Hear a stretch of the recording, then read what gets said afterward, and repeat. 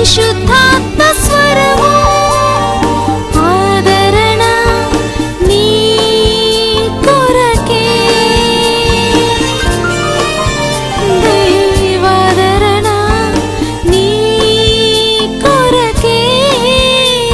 దేవుని ప్రియమైన బిడ్డలారా, ప్రభువైన యేసుక్రీస్తు వారి నామంలో మీ అందరికీ నా హృదయపూర్వకమైన వందనాలు చెల్లిస్తున్నాను. ఈ మంచి సమయంలో దేవుని వాక్యాన్ని ఆలకించడానికి దేవుడు చూపించిన మహాకృపను బట్టి దేవునికి ఎన్నో వందనాలు. అలాగే ప్రతిరోజు ఇదే సమయానికి ఇదే ఛానల్లో తప్పనిసరిగా ఈ ఆదరణ అనే కార్యక్రమాన్ని వీక్షిస్తున్న మీకు మా హృదయపూర్వకమైన వందనాలు చెల్లిస్తున్నాను దేవుని బిడ్డలారా.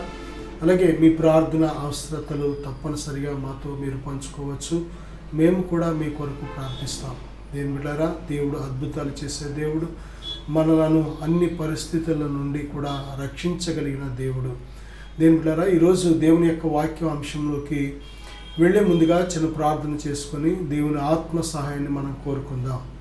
పరిశుద్ధుడా, ప్రేమగల తండ్రి, ఘనమైన దేవా వందనాలు.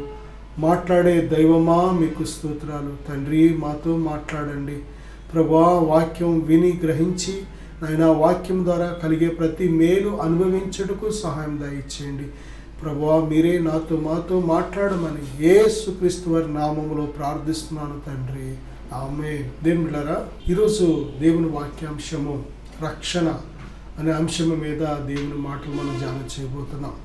రక్షణ అంటే ఏమిటి, రక్షణ ఎలా పొందాలి, రక్షణ ఎందుకు పొందాలి, అనేక విషయాలు మనం ధ్యానం చేయబోతున్నాం. ప్రియబిడ్డలారా, బైబిల్ గ్రంథంలో మనం చూసినట్లయితే మత్తయి సువార్త 1వ అధ్యాయం 21వ వచనంలో ప్రభువైన యేసుక్రీస్తు వారు ఆయనను గురించి ఒక ప్రత్యేకమైన మాట వ్రాయబడి ఉంది. ఆయనకు యేసు అను పేరు పెట్టుదువు, ఏలయనగా ఆయన తన ప్రజలను వారి పాపముల నుండి ఆయనే రక్షించును కనుక ఆయనకు యేసు అను పేరు పెట్టుదువు అని దేవుడు తన దూత ద్వారా యోసేపుతో మాట్లాడడం మనం చూస్తున్నాం. తన ప్రజలను వారి పాపముల నుండి ఆయనే రక్షించును గనుక ఆయనకు యేసు అను పేరు పెట్టుదువు అనెను. ప్రియబిడ్డలారా, ఇక్కడ చూస్తే పాపముల నుండి రక్షణ కావాలి. ప్రతి మనిషి చేసిన ప్రతి పాపము నుండి కూడా మనిషికి రక్షణ కావాలి. ప్రియబిడ్డలారా, మనం అందరం కూడా బైబిల్ చెప్తుంది, మనము పుట్టుక నుంచి కూడా పాపపు స్వభావముతో పాపపు నైజముతో మనం పుడుతున్నామని. ఎందుకంటే ఆది తల్లిదండ్రులైన ఆదాము అవ్వ ఎప్పుడైతే వారు దేవుడు నిషేధించిన ఫలాన్ని వారు తిన్నారో, వారు ఎప్పుడైతే ఆజ్ఞను అతిక్రమించారో, ఆజ్ఞ అతిక్రమము పాపము, ఆ పాపం వల్ల వచ్చే జీతం మరణము. దేని బిడ్డలారా, ఇక్కడ ఆ యొక్క మరణం అనేది ఏ పాపము చెయ్యకపోయినా ప్రతి మనిషికి కూడా ఎందుకు మరణం సంభవిస్తుందంటే అదే ఆ జన్మ పాపము వలన కలిగిన ఫలితము. ప్రియబిడ్డలారా, మరణం అనేది దేవుడు మానవుడికి పెట్టలేదు. మనుషులు చనిపోవాలనేది దేవుని ఉద్దేశం కాదు. మనుషులు భూమి మీద ఒక 70 లేక 80 లేక ఒక 1000 సంవత్సరాలు బ్రతికి మానవుడు చనిపోవాలనే దేవుని ఉద్దేశం కాదు. మానవుడు భూమి మీద తనకు నచ్చినంత కాలం జీవించి, ఇష్టమైనంత కాలం జీవించి, దేవునితో నడుస్తూ మరణము చూడకుండా, సమాధికి వెళ్లకుండా దేవునితో నడుస్తూ పరలోకం వెళ్ళిపోవచ్చు. హానోకు ఇది మనకు ఈ విషయంలో చక్కటి ఉదాహరణ. హానోకు దేవునితో నడుస్తూ ఇక భూలోకాన్ని మర్చిపోయాడు. ఈ లోకాన్ని విడిచిపెట్టి ఎక్కడికి వెళ్ళాడంటే దేవుడు ఉండే నిత్యత్వానికి వెళ్ళాడు. హానోకే కాదు, ఎంతోమంది భక్తులను మనం చూడగలం. ఏలియా కూడా, దేని బిడ్డలారా, ఆయన కూడా మరణము చూడకుండా దేవుడు కొనిపోయినట్లు మనం చూస్తున్నాం. ప్రియబిడ్డలారా, ఇక్కడ మనం చూసినట్లయితే దేవాది దేవుడు మనల్ని సృజించినప్పుడు ఆయన ఉన్నతమైన ఉద్దేశం ఏంటంటే మనము నిత్యము బ్రతకాలనేది. అందుకే ఆది కాండం 3వ అధ్యాయంలో కానీ మనం చూసినట్లయితే చివరిలో ఆ మంచి చెడ్డల తెలుగునిచ్చే వృక్ష ఫలాలు కానీ తింటే చనిపోతామని దేవుడు ఖచ్చితంగా చెప్పాడు. అయితే జీవవృక్ష ఫలాలు కానీ తింటే మానవుడు నిరంతరము జీవిస్తాడని దేవుడు చెప్తున్నాడు. కాబట్టి ఎప్పుడైతే దేవుడు తినవద్దన్న ఫలాలు తిన్న తర్వాత, అంటే పాపము చేసిన తర్వాత ఆ జీవవృక్ష ఫలాలు తింటాడేమో అని దేవుడు ఏం చేశాడంటే ఆ జీవవృక్ష ఫలాల చెట్టును భూమి మీద నుండి తీసివేసినట్లు చూస్తున్నాం మనం. ప్రియబిడ్డలారా, మొదటిగా ఒక దూతను కావలి ఉంచాడు. తర్వాత ఏదేని తోటలోంచి ఆ జీవవృక్ష ఫలాల చెట్టును దేవుడు తీసివేసినట్లు మనం చూస్తున్నాం. దేవుని బిడ్డలారా, ఇక్కడ మనం చూసినట్లయితే మనం నేర్చుకోవాల్సిన గొప్ప సత్యం ఏమిటంటే, దేవుని యొక్క ఉద్దేశం ఏంటంటే మనము నిరంతరము జీవించాలి, నిరంతరము బ్రతకాలి అనేది దేవుని ఉద్దేశం. కానీ ఎందుకు మనిషికి మరణం ఏలుబడి చేస్తుంది? ప్రతి మనిషి ఆ యొక్క మరణానికి ముందు ఎందుకని అనారోగ్యం ఏలుబడి చేస్తుంది? ఏనాడైనా ఆలోచించామా? మనల్ని సృజించిన దేవుడు ఈ విధముగా చనిపోవాలి, లేక అనారోగ్యంతో మంచం ఎక్కాలి, ఆసుపత్రి పాలవ్వాలి, వైద్యం చేయించుకోవాలి, ఇలాగా శరీరం చాలా కృంగిపోయి అప్పుడు చావాలి అనేది దేవుడు పెట్టలేదు. దేవుడు పెట్టింది ఏంటంటే జీవవృక్ష ఫలాల చెట్టు పెట్టాడు. ఆయన ఉద్దేశం ఏంటంటే ఆ ఫలాలు తింటే మనము నిరంతరము జీవిస్తామని దేవుని ఉద్దేశం అది. నా సహోదరుడా, నా సహోదరి, ఈరోజు దేవుడు నీ ముందు రెండు పెట్టాడు. ఒకటి జీవము, రెండు మరణము. దేవుడు ఆయన మాట వింటే జీవము నువ్వు అనుభవిస్తున్నావు. ఆయన మాట వినకపోతే దేని బిడ్డలారా ఆటోమేటిక్గానే పాపము వల్ల వచ్చే జీతం మరణం. అంటే ఆజ్ఞ అతిక్రమమే పాపము. ఆజ్ఞ అతిక్రమం అంటే ఆయన మాటను ధిక్కరించడమే పాపం. ఆయన ఆజ్ఞను అతిక్రమించడం పాపం. ఆ పాపం వల్ల వచ్చే జీతము మరణము. ఆ మరణము అనేది దేవుడు దేని బిడ్డలారా మనకు ముందుగా చెప్పాడు. మనకు స్వతంత్రత ఇచ్చాడు కనుక నిర్ణయాలు చేసే శక్తి, ఆలోచన చేసే శక్తి దేని బిడ్డలారా మనకు ఆప్షన్ ఇచ్చాడు. ఏది కావాలో మనలే ఎన్నుకోమంటున్నాడు. ఎందుకంటే దేవుడు బలవంతంగా ఏ ఒక్కరిని కూడా మరి ఏమాత్రము కూడా ఇష్టం లేని వారిని తనతో నడవడానికి అవకాశం ఇచ్చే దేవుడు కాదు. తనను ప్రేమించే వారిని మాత్రమే, తన కోసం ఎదురు చూసేవారిని మాత్రమే, తన కోసం జీవించే వారిని మాత్రమే, తన యందు భయభక్తులు కలిగిన వారు మాత్రమే ఆయన తనతో పాటు నడవడానికి, తనతో జీవించడానికి అవకాశం ఇస్తున్నాడు. కానీ ఏ వ్యక్తిని కూడా బలవంతంగా ఆ వ్యక్తికి తెలియకుండా ఆ వ్యక్తి నుంచి ఆయన ఏమీ కూడా ఆశించట్లేదు. మనము దేవుణ్ణి ఆరాధించాలన్నా, దేవుని ప్రేమించాలన్నా, దేవుని సేవించాలన్నా, దేవుని కోసం జీవించాలన్నా ముందు దేవుని కోసం తెలుసుకోవాలి. తెలుసుకున్న తర్వాతే దేని బిడ్డలారా అలాగే దేవునికి విరోధమైన ఈ లోక సంబంధమైన వాటిని గురించి కూడా తెలుసుకున్న తర్వాతే నీకు ఏమి కావాలి? పరలోకం కావాలా, భూలోకం కావాలా, నిన్ను రక్షించేది కావాలా, నిన్ను రక్షించలేనిది కావాలా? దేని బిడ్డ నీ ఇష్టానికి దేవుడు అవకాశం ఇచ్చాడు. కాబట్టి ఈరోజు ప్రతి మనిషి చేస్తున్న పాపము విల్ఫుల్ అంటే ఇష్టపూర్వకంగానే చేస్తున్నాడు మానవుడు. కాబట్టి తన మనస్సాక్షిని బట్టే దేవుడు ఒక దినాన్ని తీర్పు తీర్చే దేవుడు ఉన్నాడు. దేవుని యొక్క ఉద్దేశం ఏంటంటే మనము నిరంతరము జీవించాలి. అందుకే ఆ ఉద్దేశంతోనే జీవ వృక్ష ఫలాల చెట్టును దేవుడు పెట్టాడు. అయితే మానవుడు దేవుని మాటను ధిక్కరించాడు. దేవుడు ఏవైతే తినద్దన్నాడో ఆ ఫలాలే తిన్నాడు. కాబట్టి ఆ ఫలాల వలన ఆజ్ఞ అతిక్రమించాడు.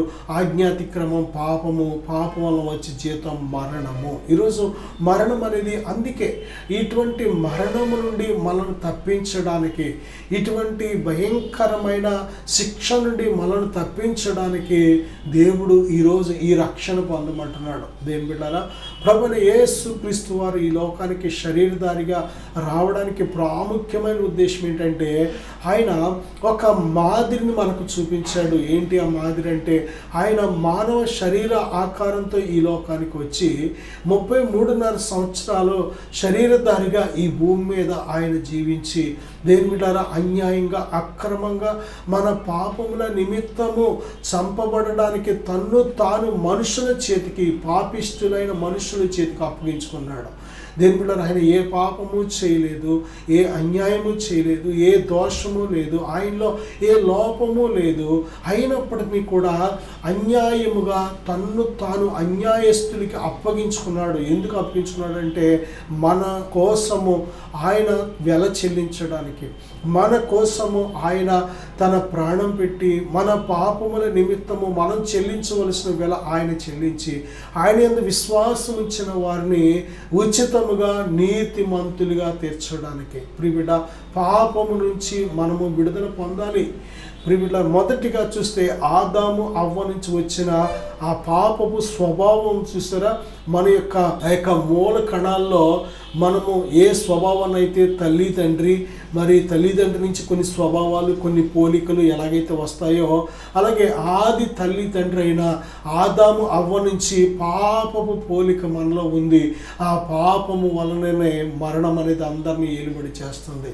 రెండవదిగా మరి పాపము మనము ఇష్టపూర్వకంగా చేసిన పాపము, మనకు తెలిసి కూడా కొన్ని తెలియక, దేని బిడ్డారు, ఈ విధంగా పాపం అనేది తెలిసి చేసినా తెలియక చేసినా, అది దొంగతనమైన, వ్యభిచారమైన, అబద్ధమైన, దేని బిడ్డారా, దేవదోషణైనా, ఏదైనా ఈ దేహంతో చేసినా, లేక నువ్వు ఆత్మతో చేసినా, లేక నీ చూపులతో చేసినా, లేక నీ నోటుతో చేసినా, నీ చేతులతో చేసినా, నీ నడకలతో చేసినా, నీ ప్రవర్తనతో చేసినా, ఏ విధముగా నువ్వు పాపం చేసినా పాపం అనేది పాపమే. దేని బిడ్డలారా, పాపము ఎంత భయంకరమైనదంటే మనిషి జీవితాన్ని నిలువున దేవుని నిత్యత్వంలో, నిత్యరాజ్యంలో చేరకుండా ఏం చేస్తుందంటే నిత్య నరకానికి, నిత్య శిక్షకు తీసుకెళ్తూ ఉంటుంది. మన పాపమే మనను నాశనాన్ని తీసుకెళ్తుంది. మన పాపమే మనను శిక్షకు పాత్రులుగా చేస్తుంది. మన పాపమే మనలను పరలోక రాజ్యం వెళ్లకుండా అడ్డగిస్తూ ఉంటుంది. మన పాపమే మనకు తీర్పు తీరుస్తుంది. మన పాపమే నిత్య మహిమ పొందకుండా చేస్తూ ఉంటుంది. పాపము వలన వచ్చు జీతం మరణము. అంటే మొదటి మరణము ఆత్మీయ మరణము. అది దేవునితో నీకున్న సంబంధం, సహవాసం. ఏ క్షణం పాపం చేసావో ఆ క్షణమే తెగిపోతుంది దేవునికి నీకున్న సహవాసం. రెండో మరణం దేవుడు శరీర మరణం. ఆదాము 930 సంవత్సరాలు బ్రతికి చనిపోయాడు, మట్టిలో పెట్టబడింది ఆ దేహం. ఇది శరీర మరణం. ఇక మూడో మరణం ఏంటంటే ఈ లోకం విడిచిపెట్టిన తర్వాత దేవుడారు ఎప్పుడైతే మనం చనిపోయామో ఈ శరీరం, ఈ దేహంలోంచి మన ఆత్మ ఎప్పుడైతే వచ్చిందో ఈ ఆత్మ దేవుని నిత్య రాజ్యానికి వెళ్లకుండా, దేవుని నిత్యత్వంలో ఉండకుండా నిత్య నరకానికి, అంటే ఈ భూమి మీద బ్రతికుండగా చేసిన క్రియలను బట్టి దానికి తగిన శిక్షను అనుభవించడానికి వెళ్ళవలసి ఉంది. ధనవంతుడు లాజరు గురించి ప్రభు స్పష్టంగా చెప్పారు. దేని బిడ్డ, ఆ యొక్క ధనవంతుడు భూమి మీద ఎలా బ్రతికాడంటే తనకిష్టం వచ్చినట్టు బ్రతికాడు, ప్రభుగా సుఖపడ్డాడు ప్రతిరోజు. కాబట్టి ఏనాడు దేవుని అందలి భయభక్తులు కానీ, ఏనాడు దేవుని అందలి నీతి కానీ, ఏనాడు దేవుని కోసం పరిశుద్ధంగా జీవించడం కానీ, ఏనాడు విశ్వాసము కానీ ఏమీ లేవు. ఓన్లీ డబ్బు సంపాదించుకోవడం, ఆస్తి సంపాదించుకోవడం, తనను తాను సుఖపెట్టుకోవడం, ఎప్పుడు కూడా తన కోసమే తను జీవించాడు. కానీ తను జీవించే విధానం దేవుని చిత్తమా కాదా అనేది ఏనాడు పరిశీలన చేయలేదు. కాబట్టి దేవుడు అబ్రహాము ఏమంటున్నాడంటే, నీకు ఇష్టం వచ్చినట్లు బహుగా ప్రతిరోజు సుఖపడ్డావు, నీకు ఇష్టం వచ్చినట్లు ప్రతిరోజు నువ్వు సుఖంగా బ్రతికావు. కాబట్టి నువ్వు ఇక్కడ వేదన అనిపిస్తున్నావు. ఆ లాజరు భూమి మీద ఉండగా చాలా కష్టపడ్డాడు. కారణం ఏంటంటే దేవుని చిత్త ప్రకారం బ్రతికాడు. తిండి లేకపోయినా, సరైన వస్త్రాలు లేకపోయినా, సరైన ఆహారం లేకపోయినా లాజరు దేవుని కోసం బ్రతికాడు. నిజమే దేని బిడ్డారా. కాబట్టి లాజరు ఇక్కడ నెమ్మది పొందుతున్నాడు అని అబ్రహామే చెప్తున్నాడు. నేను ప్రియ బిడ్డలారా, కనుక ఈ లోకంలో ఈ జీవితం కోసమే మనం బ్రతికినట్లయితే మన జీవితానికి అర్థం లేదు. కానీ మానవుని జీవితం ఈ భూమిని విడిచిపెట్టిన మరుక్షణమే అస్సలైన శాశ్వతమైన నిత్యత్వం అనేది ఒకటి ఉంది. ఆ నిత్యత్వంలో మనం ప్రవేశించాలి అంటే ఆ నిత్యుడైన దేవుని యందు మనం విశ్వాసం ఉంచాలి. ప్రియబిడ్డలారా, మన పాపముల నుండి మనము విడుదల పొందాలి. ఎవరు మనల్ని విడిపించగలరు? ఎవరు మన పాపము నిమిత్తం వెల చెల్లించారు? ఎవరు మన పాపము నిమిత్తం ప్రాణం పెట్టారు? ఎవరు ప్రాణం పెట్టి మనం రక్షించడానికి మళ్ళీ ఆ మరణాన్ని గెలిచి సజీవులుగా నేడు సజీవుడిగా ఉన్నవారు ఎవరు అంటే ప్రభువైన యేసుక్రీస్తు వారు ఒక్కరే. ఆయన ఒక్కరే నీ పాపముల నిమిత్తము వెల చెల్లించి చంపబడి సమాధి చేయబడి 3వ దినాన తిరిగి లేచాడు. నా సహోదరుడా, నా సహోదరి, నా జీవితంలో ప్రభువైన యేసుక్రీస్తు వారిని చాలా దూషించి నేను బ్రతికేవాడిని. యేసు నువ్వు ఉంటే నాతో మాట్లాడమని చాలాసార్లు నేను ఆయన్ను ఇలాగ అడుగుతుండేవాడిని. చాలామంది చెబుతుంటే ప్రభు కోసం నేను వారి మీద చాలా కోపపడి దూషించి, నువ్వు చెప్పే దేవుడు నిజమైన దేవుడు అయితే నాతో మాట్లాడమను, అంతేగాని మీరు ఇలాగ మాట్లాడొద్దని వారికి నేను చాలా గట్టిగా వారిని బెదిరించి మాట్లాడేవాడిని. కానీ ఒక దినాన దేని బిడ్డారా, నేను కాలేజీకి వెళ్ళి ఇంటికి వెళ్ళే సమయంలో మరి దేవుడు నన్ను దర్శించడం జరిగింది. సజీవుడైన దేవుడు ప్రభువైన యేసుక్రీస్తు వారు నన్ను దర్శించడం జరిగింది. ఆ దర్శనములో నేను ప్రభు యొక్క సన్నిధి నేను అనుభవించాను. ప్రభు యొక్క స్వరం నేను విన్నాను. నా పాపపు జీవితం అంతా కూడా ఆయన తన రక్తంతో నన్ను కడిగి వేశాడు. ఎప్పుడైతే కన్నీరు విడిచి, దేవా నేను పాపిని, నన్ను క్షమించని, నా పాపముల నిమిత్తము నేను పశ్చాత్తపడ్డానో, ఆ యొక్క దేవుని ఆత్మ నన్ను ఆవరించడం నేను చూశాను. దేవుని ఆత్మ నన్ను కడిగి, ఆయన రక్తముతో కడిగి నన్ను నూతన పరచడం చూశాను. నూతన హృదయం దేవుడు నాకు ఇవ్వడం నేను చూశాను. దేవుని ప్రియబిడ్డ, నిజమే, ప్రభువైన యేసుక్రీస్తు నందు విశ్వాసం ఉంచినప్పుడు నీవు రక్షించబడుతున్నావు. నీవు నీ ఇంటి వారు రక్షించబడుతున్నారు. నా సహోదరుడా, మనిషి చేస్తున్న పాపాన్ని బట్టి మనిషికి నెమ్మది లేదు. మనిషి చేస్తున్న పాపాన్ని బట్టి మనిషికి సంతోషం లేదు, ఆరోగ్యం లేదు. మనిషి పాపాన్ని బట్టి ఎంతో ధనము వ్యర్థమైపోతుంది. మనిషి చేస్తున్న పాపాన్ని బట్టి మనిషికి అంత అవమానము, నింద, మచ్చలు తప్ప ఏమాత్రము గౌరవము, ఘనతలు అనేవి ఉండవు. పాపం చేసే వ్యక్తికి ఎప్పుడూ కూడా టెన్షన్ పడుతూ ఉంటాడు. ఒక భయం అనేది ఏలుబడి చేస్తూ ఉంటుంది. పాపం చేసే వ్యక్తి ఎక్కడ ఇంట్లో వారికి తెలిసిపోద్దేమో, ఎక్కడ బయట ఎవరికైనా తెలుస్తుందేమో, లేకపోతే అవతల వ్యక్తి తాలూకా వారికి ఎవరికైనా తెలుస్తుందేమో, లేకపోతే ఏది చేసినా సరే పాపపు జీవితం ఏ మనిషిలో ఉన్నా ఆ మనిషిలో ఒక భయం అనేది వెంబడిస్తూ ఉంటుంది, ఏలుబడి చేస్తూ ఉంటుంది. కాబట్టి ఆదాము అవ్వ పాపం చేసినప్పుడు దేవుడు, ఆదామా ఎక్కడున్నావు అని ఏదేని తోటలోకి వచ్చి పిలుస్తుంటే ఏం చేశాడు అంటే భయపడి దాగుకొన్నాడు, సిగ్గుపడ్డాడు కూడా. సిగ్గుపడి ఏం చేశాడంటే ఆ యొక్క కొన్ని ఆకులు తీసుకొని ఒక కచ్చడాల్లాగా వాటిని కుట్టుకొని మొల చుట్టూ వారిద్దరూ ధరించుకోవడం మనం చూస్తున్నాం. ప్రియబిడ్డలారా, నిజమే, ఎందుకు ఈ భయము, ఎందుకు ఈ సిగ్గు అంటే పాపము చేసే వ్యక్తికి ధైర్యం ఉండదు. పాపం చేసే వ్యక్తి లోపల ఒక సిగ్గు అనేది ఏలుబడి చేస్తుంటుంది. పాపం చేసే వ్యక్తి లోపల ఒక భయం అనేది ఏలుబడి చేస్తుంటుంది. పాపం చేసే వ్యక్తి ఏమాత్రము వెలుగైన ప్రభువైన యేసుక్రీస్తు వారి సన్నిధిలో నిలబడలేడు. తను ఒప్పుకుంటేనే తప్ప, పశ్చాత్తాపడితేనే తప్ప, ఆ పాపాన్ని విడిచిపెట్టే మనస్సు కలిగితేనే తప్ప దేవుని సన్నిధిలో నిలబడలేడు. అంతేకాదు, దేవునిని ద్వేషిస్తాడు, దూషిస్తాడు కూడా. ఎందుకంటే తన క్రియలు దుష్క్రియలుగా కనబడకున్నట్లు ప్రభువైన యేసుక్రీస్తు అనే వెలుగునద్దకు రాలేడు. నా సహోదరుడా, సహోదరి, ఈరోజు మనుషులను పట్టి పీడిస్తుంది పాపమే. నీ సమస్యలకు కారణం నీ పాపమే. నువ్వు పొందుతున్న అనేక రకాల డిస్టర్బెన్స్ కారణం నీ పాపమే. ఒక్కొక్కసారి ఇంటిలో ఎవరో ఒకరు పాపములో చెక్కబడిన వారు ఉంటూ ఉంటారు. వారి వల్ల మిగిలిన వారందరూ కూడా చాలా సఫర్ అవుతూ ఉంటారు, బాధపడుతూ ఉంటారు. నా సహోదరుడా, పాపపు జీవితాన్ని ఎప్పుడు విడిచిపెడతావో అప్పుడే దేవుడు నిన్ను దీవించడం ప్రారంభిస్తాడు. పాపాన్ని ఎప్పుడైతే ఒప్పుకొని విడిచిపెడతావో, పాపము నిమిత్తం పశ్చాత్తాపడతావో, దేవుడు నమ్మదగిన దేవుడు.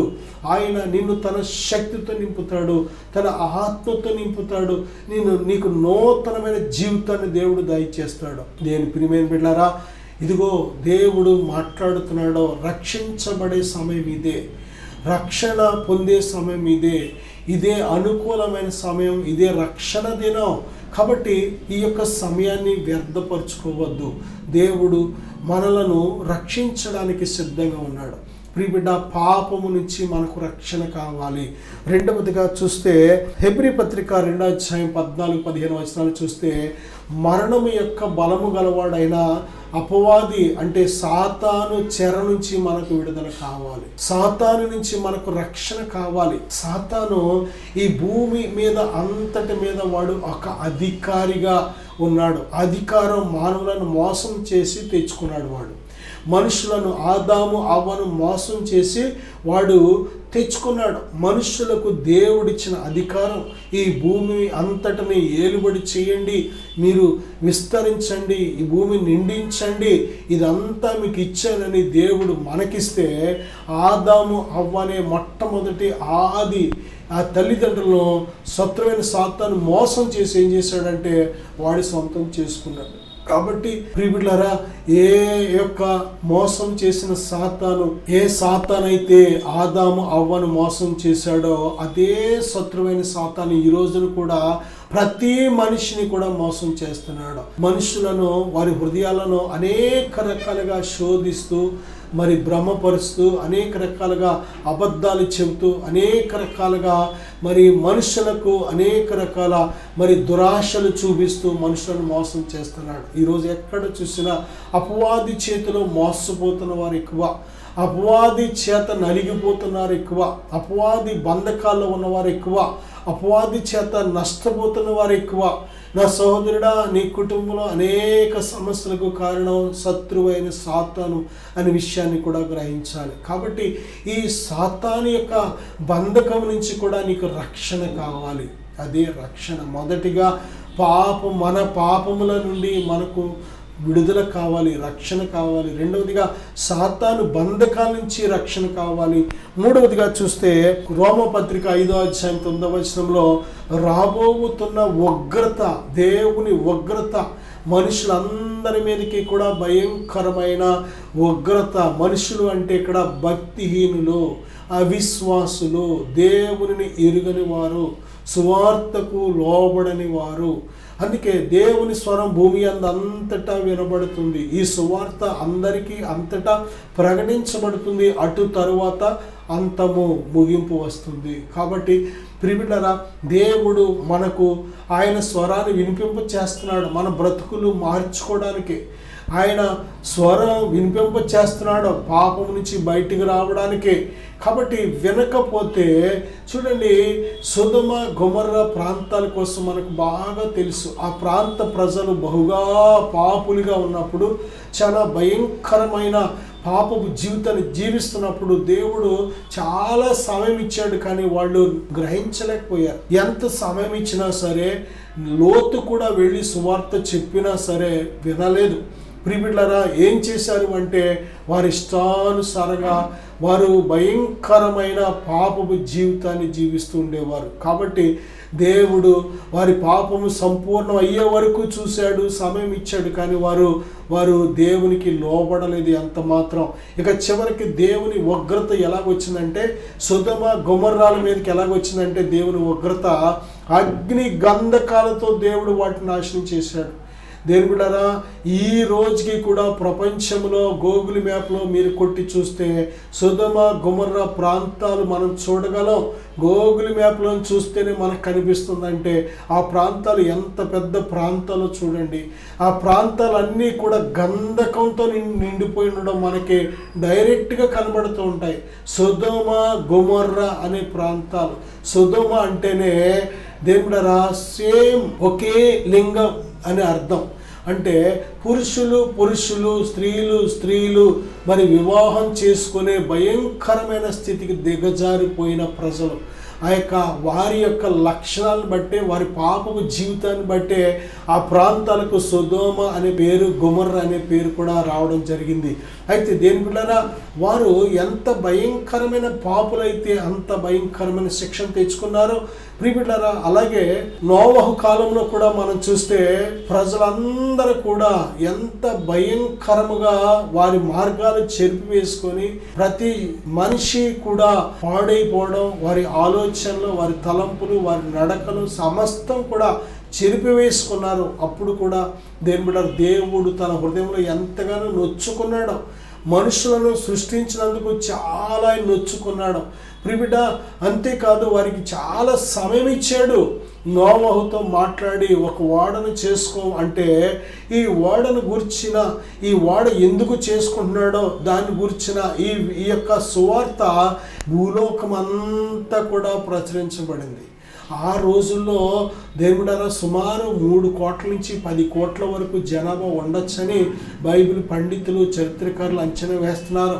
ఆ రోజుల్లో ఆ యొక్క జనాభాకి ప్రతి ఒక్కరికి కూడా ఈ సమాచారం చేరింది. ఏమని అంటే, ఇదిగో ఆకాశం నుండి వర్షము కురుస్తుందంట, కాబట్టి ప్రచండమైన నీరు ఈ భూమి మీదకి రాబోతుందంట, దేవుడు మనుషులందరినీ కూడా జల ప్రళయము చేత చంపబోతున్నాడంట, కాబట్టి ఆయన వాడ చేసుకోమని దేవుడు చెప్పాడంట, వాడ చేసుకుంటున్నాడంట అని ఎప్పుడైతే నోవహు చేస్తున్న పనిని గురించి భూలోకం అంతా కూడా ఈ యొక్క వార్త తెలిసినప్పటికీ కూడా ఏ ఒక్కరూ కూడా వారి మట్టికి వారు పడవ చేసుకోవాలని ఆలోచన రాలేదు కదా. ఒకవేళ ఈ పడవ చేస్తున్న ఈ పడవలోకైనా సరే, ఈ నోవహు సిద్ధపరుస్తున్న వాడలోకైనా సరే మనం ఎక్కుదామనే ఆలోచన కూడా వారికి రాలేదు. చూసారా, జల ప్రళయం వచ్చి అందరినీ కొట్టుకొని పోయే వరకు కూడా వారు తెలియలేదంట వారికి. అప్పటి వరకు జనులు తినుచు, త్రాగుచు, పెళ్లి చేసుకుంటూ, పెళ్లికిచ్చుచు, అమ్ముచు, కొనుచు, నార్లు నాటుచు, వారి జీవితం అంతా కూడా అసలు ఏమాత్రము కూడా దేవుని గురించిన ఆలోచన కానీ, పరలోకాన్ని గురించిన ఆలోచన కానీ, భక్తిని గురించిన ఆలోచన కానీ, అసలు నీతిగా బ్రతకాలి అనే ఆలోచన కానీ, పరిశుద్ధంగా బ్రతకాలి అనే ఆలోచన కానీ, దేవునికి భయపడాలి అనే ఆలోచన కానీ వారికి రాలేదు. జల ప్రళయం వచ్చి అంతా కొట్టుకొని పోతుంటే, చావు బ్రతుకుల్లో ఆ నీటిలో మునిగి తేలుతుంటే, అప్పుడు భయం వచ్చినా సరే సరిచేసుకోవడానికి, రక్షించబడడానికి కూడా లేదు.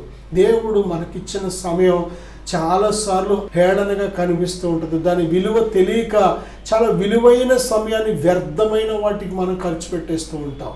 సమయం అంతా అయిపోయిన తర్వాత చాలా ప్రయాసపడుతూ ఉంటాం, కానీ ఆ తర్వాత మనం చేసేది ఏమీ ఉండదు. నా సహోదరుడా, నా సహోదరి, ఇది అనుకూలమైన సమయం. దేవుడు నిన్ను ప్రేమిస్తున్న సమయం. దేవుడు నీ కోసం చేతులు చాపి ఎదురు చూస్తున్న సమయం. దేవుడు నువ్వు రక్షించబడాలని దేవుడు ఆశపడుతున్నాడు. నా సహోదరుడా, సహోదరి, ఇది అనుకూలమైన సమయం. దేవునికి నీ జీవితాన్ని సమర్పించు. నేను మీకోసం ప్రార్థన చేస్తాను. ఏకీవిద్దాం ప్రార్థనలో. ప్రభువా, ఇప్పుడే నాయన ఈ ప్రార్థన ఏకీవిస్తున్న ప్రతి బిడ్డను బలపరచండి తండ్రి. క్షేమము దయచేయండి ప్రభువా. ఇదిగో రక్షణ, ఇంకా రక్షణ పొందలేని బిడ్డలు రక్షించబడుటకు సహాయం దయచేయండి నాయనా. ఇదిగో ప్రభువా, ఇంకా సాతాను బంధకాల్లో ఎవరున్నారో విడుదల దయచేయి ప్రభువా. సత్యాన్ని తెలుసుకొనుటకు, సత్యాన్ని నమ్ముటకు, సత్యం సత్యం మార్గములో జీవించుటకు సహాయం దయచేయండి. మీరు చెప్పారు నాయన, మీరే మార్గము, సత్యము, జీవము, మీ ద్వారానే తప్ప ఎవడను పరలోకమందు నా తండ్రి ఇంటికి చేరలేడని చెప్పారు నాయన. ఈ వాక్యాన్ని ఆలకించి ప్రార్థన ఏకీవిస్తున్న ప్రతి బిడ్డను దర్శించండి ప్రభువా. మీ గొప్ప రక్షణ వారికి కలుగునుగాకని ప్రార్థిస్తున్నాను. ఓ తండ్రి, ఏ బంధకాల్లో చిక్కబడి ఉన్నారో, ఏ చీకటిలో చిక్కబడి ఉన్నారో విడుదల కలుగునిగాకని ప్రార్థిస్తున్నా. విడుదల కలుగునిగాకని ప్రార్థిస్తున్నాను. యేసు నామములో విడుదల కలుగునిగాక. ప్రతి బంధకాల నుంచి విడుదల కలుగునిగాక. ప్రతి చీకటి శక్తి నుండి విడుదల కలుగునిగాక ఆజ్ఞాపిస్తున్నాను. ఓ తండ్రి, ఏ కుటుంబంలో చీకటి ఏలిబడి చేస్తుందో, ఏ కుటుంబంలో ఎవరు ఏ బంధకంలో ఉన్నారో ఇప్పుడే విడుదల ప్రకటిస్తున్నాను ప్రభువా. వారికి విడుదల కలుగునిగాక. విడుదల యేసు నామములో కలుగునిగాక ఆజ్ఞాపిస్తున్నాను తండ్రి. ఓ తండ్రి, విడుదల దయచేయండి ఆయన. మీ సాక్షులుగా నిలబెట్టండి ప్రభువా. ఓ మీ పాత్రగా వాడుకో తండ్రి. తండ్రి, ఈ యొక్క సమయంలో ఈ వాక్యాన్ని ఆలకించిన ప్రతి బిడ్డను మీలో స్థిరపరచమని, బలపరచమని, మరి పాపము బంధకాల నుంచి విడుదల పొందుటకు సహాయం దయచేయమని, సంపూర్ణమైన మీ మార్గములో స్వతంత్రులుగా మీ సత్యం వల్ల స్థిరపరచబడి జీవించుటకు సహాయం దయచేయమని యేసుక్రీస్తు నామములో ప్రార్థిస్తున్నాను తండ్రి. ఆమేన్. God bless you.